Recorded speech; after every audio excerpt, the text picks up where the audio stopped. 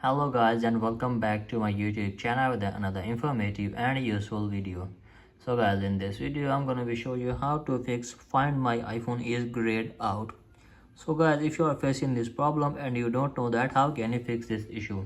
So guys, today in this video I'll show you how can you fix it. So let's start our video without wasting any time. So guys, our first step is to open settings and make sure that you have an active internet connection and then there is not connected any of the VPN.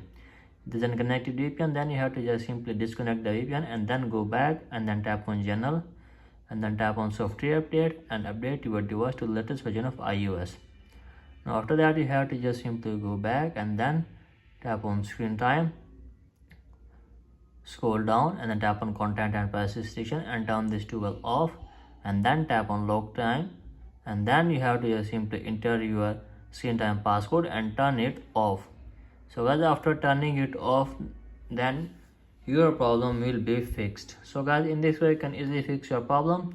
So that's it for today's video. Hope this video helps you. If the video helps you, then please subscribe to my YouTube channel as well. Thank you.